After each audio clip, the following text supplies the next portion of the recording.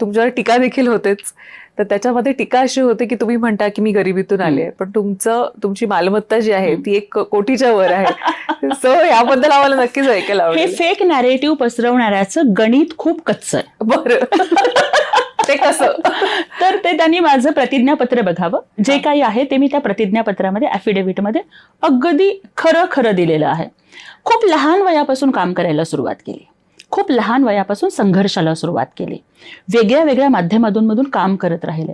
आणि बायकांची सवय असते ना की पैशाला पैसा जोडायचा असतो.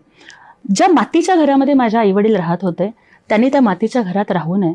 आपल्या आईवडिलांना एका चांगल्या घरात सन्मानानं आपण घेऊन जावं, हे जर एखाद्या लेकीचं स्वप्न असेल आणि ती लेक जर दिवस रात्र काबाड कष्ट करत असेल, म्हणजे मला ते दिवस आठवतात जेव्हा मी सकाळी 7 वाजता कॉलेजला जायचे आणि त्याच्यानंतर CHB पण करायचे आणि इंजिनिअरिंग कॉलेजला पण जायचे. संध्याकाळी 7 वाजेपर्यंत मी विविध कॉलेजेसमध्ये जाऊन लेक्चर घ्यायचे.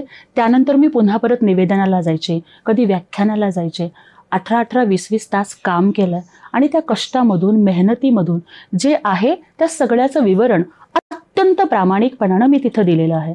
तर मिस्टरांच्या नावावरची एक जागा जी आहे ती वडिलोपार्जित आलेली आहे. जागेच्या वगैरे किमती वाढतच जातात, परंतु मला वाटतं की दुसरीकडे कुठेच काही मिळत नाही म्हणून अशा पद्धतीच्या चुकीच्या गोष्टी पसरवल्या जात आहेत.